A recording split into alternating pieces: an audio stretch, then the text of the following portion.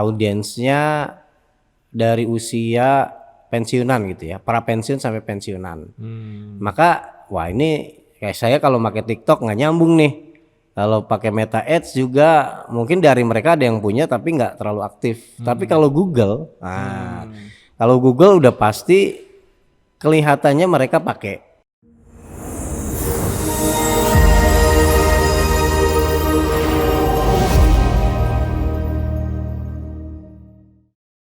Bismillahirrahmanirrahim. Assalamualaikum warahmatullahi wabarakatuh. Halo teman-teman, jumpa lagi di podcast CBS ya.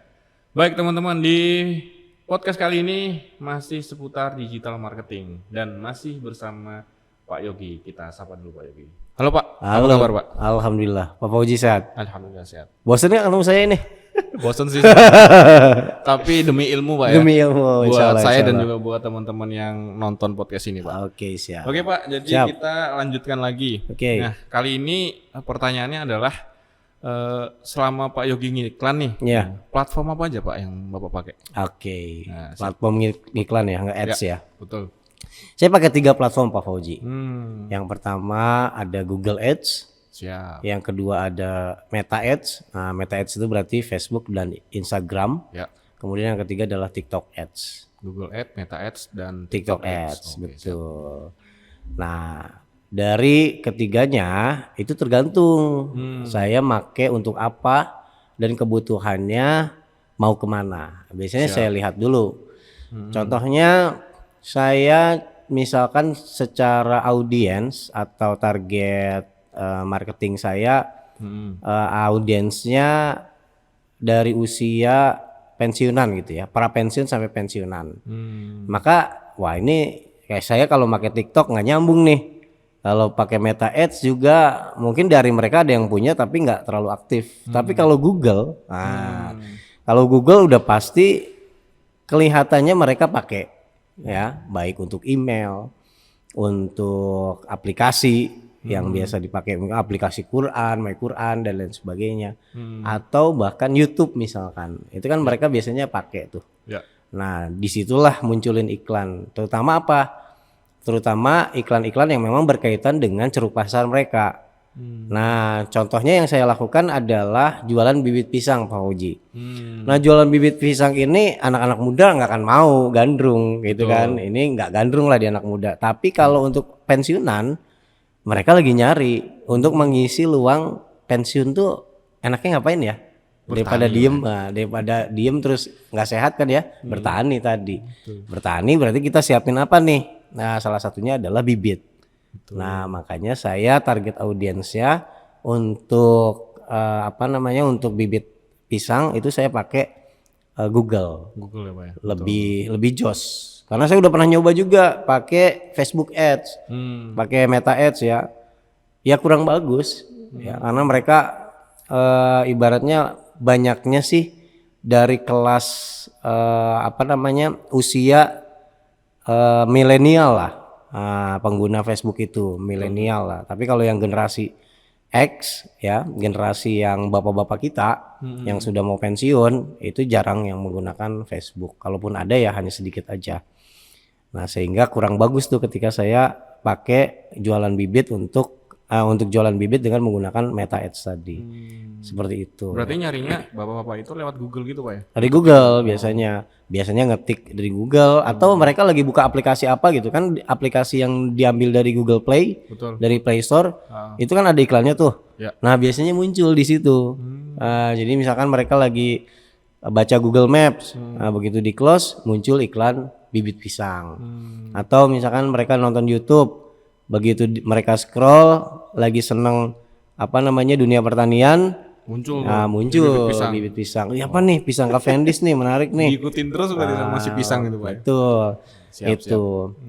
Jadi seperti itu. Nah, kalau untuk Facebook Ads gimana? Ya itu tadi, kalau Facebook Ads atau Meta Ads ya iklan CBS ini nih. Ya, CBS ini kan milenial, generasi Z gitu ya. Nah, saya arahkan menggunakan Meta Ads gitu. Kalau TikTok Ads, nah itu produk-produk yang kekinian lah ya, yang dia memang booming itu, viral kayak parfum, sepatu, dan lain sebagainya. Kalau dunia pendidikan, ngiklan di Facebook, di TikTok kurang juga menurut saya. Kurang juga. Karena TikTok itu kan murni hiburan dan scrollnya tuh cepet gitu. Tapi kalau untuk organiknya masih bisa lah ya. Tapi kalau untuk ads, saya lebih menyarankan dunia pendidikan itu menggunakan Meta Ads. Nah, tapi kalau produk-produk parfum, sepatu, atau hal yang murah-murah gitu ya, Betul. nah itu bisa lah pakai TikTok. Yang kemudian dia lari ke TikTok Shop yang sekarang kerjasama sama Tokopedia. Tokopedia katanya. Iya. Nah, katanya. Katanya. Gitu Pak Fauzi. Oke Pak, terus Nah. kalau dari sisi biaya ngiklan itu gimana tuh Pak? Biaya ngiklan sebenarnya hampir sama ya sekarang ya. Karena mereka sudah mulai bersaing gitu ya. Ya. Hampir sama lah. Kayak di saya bisa setting di Google Ads itu misalkan 100.000 untuk 5 hari. Itu bisa juga saya setting seperti itu. Kemudian Meta Ads juga sama bisa.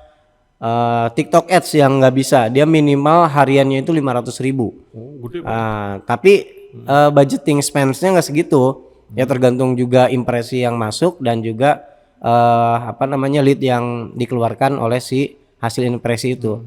Jadi 500.000 nggak mesti, dia misalkan cuma habis hanya 10.000 atau 100.000 atau 200.000, tapi nggak habis 500.000. Biasanya akumulasi semuanya sama ya, sebulanan diakumulasi berapa yang dihabiskan, maka budget hariannya nanti kehitung gitu. Jadi kalau dibilang mana yang paling mahal, ya sebenarnya bukan platformnya yang menjadikan standar mahal, tapi settingan iklan kita. Dari mulai materi iklannya, kalau menarik secara organik aja udah bagus, itu biasanya nendang langsung. CPC-nya, cost per kliknya lebih murah dia. Tapi kalau iklannya susah, ya kurang menarik, ya orang juga mau itu iklan sampai ratusan ribu sudah spend, kalau nggak menarik mah ya nggak akan dapat lead seperti Jadi itu. tetap kuncinya harus menarik juga ya. Menarik betul. Jadi materi iklan, settingan, target audiens ya, walaupun target audiens sekarang lebih kepada demografi aja sih. Karena kalau interest sekarang udah nggak terlalu berlaku juga. Ya, Pak Fauzi misalkan sekarang lagi buka-buka jam di sosial media, pasti keluar iklan tuh biasanya. Nah, pasti akan dibawa. Padahal kita bukanya tadinya di Facebook, kemudian kita lari ke Shopee, muncul tuh iklan-iklan seperti itu. Bisa begitu Pak ya? Iya, sekarang algoritmanya udah secanggih itu. Jadi apa yang kita pikirkan baru kita ketik aja di Google, udah algoritma itu langsung menjadi sebuah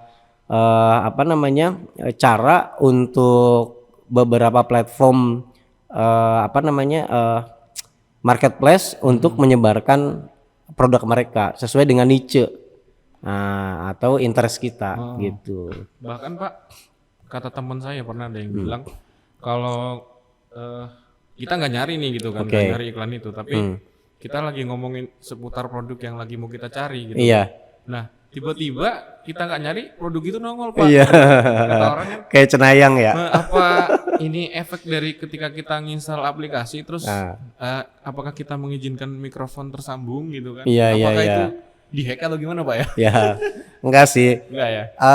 Saya pikir secara subconscious ya, secara alam bawah sadar kita apa yang kita ucapkan itu sempat kita ketikan atau sempat kita misalkan lagi tertarik dengan itu kan akhirnya scroll agak lama. Itu kan jadi bahan pertimbangan, jadi bahan jadi bahan data bagi platform untuk menawarkan dan mengklasifikasi ketertarikan kita di mana. Contohnya nih di TikTok kita kan ada berbagai macam ceruk pasar nih, ada pertanian, ada teknologi, ada otomotif. Nah, semua kan ditawarkan tuh. Betul. Tapi Pak Fauzi itu ketika otomotif tuh agak lama nih nontonnya nih. Nah, sama dia diambil tuh. Pak Fauzi tuh lebih senang ini dibanding dengan yang lain. Jadi kita terdata langsung. Nah, itu kerennya algoritma sekarang tuh begitu. Betul. Makanya kalau misalkan nggak bisa dibohongin ya, maksudnya dari sosial media kita akhirnya kita bisa kelihatan tuh kebiasaan kita apa. Kalau kita senang dengan yang dakwah-dakwah, kajian-kajian ya akan ditawari itu gitu ya. Walaupun sesekali akan di tawarkan yang lain. Secanggih itu Pak ya ternyata. Secanggih itu, makanya artificial intelligence-nya udah dahsyat banget itu. ya. Ngeri lah. Siap. Oke, baiklah teman-teman. Jadi ini kita tadi ngomongin platform ya, Iya. digital marketing yang digunakan oleh Pak Yogi. Gitu. Betul. Jadi kesimpulannya adalah ketika kita ingin menggunakan sebuah platform, tentukan dulu, pastikan dulu produk kalian ini apa Iya, gitu kan. betul. Terus produk kalian ini cocoknya untuk siapa. Betul. Jadi supaya nggak salah menggunakan platform yang akan kalian gunakan untuk mengiklankan produk kalian. Gitu. Betul. Begitu Pak Yogi ya? Betul. Jadi kesimpulannya ya kalau misalkan dari ceruk pasar secara demografi ya, secara usia, ya berarti kan TikTok nih generasi Z ya, generasi adik-adik kita, anak-anak kita. Nah kemudian kalau Meta itu berarti generasi milenial nih, usia 30 sampai 40 atau 45. Nah kalau yang Google itu lebih ini dia lebih luas. Ya. Anak kecil juga sekarang kan main game Google Play dia kan, nanti muncul. Nah misalkan kita mau jualan apa gitu ya, yang kemudian target audiens kita anak kecil supaya dia merengek ke emaknya, ya udah ke Google gitu. Betul, siap. Jadi ya seperti itu. Kalau Google lebih cenderung fleksibel sih ya, Oke, siap. cenderung luas pangsa pasarnya.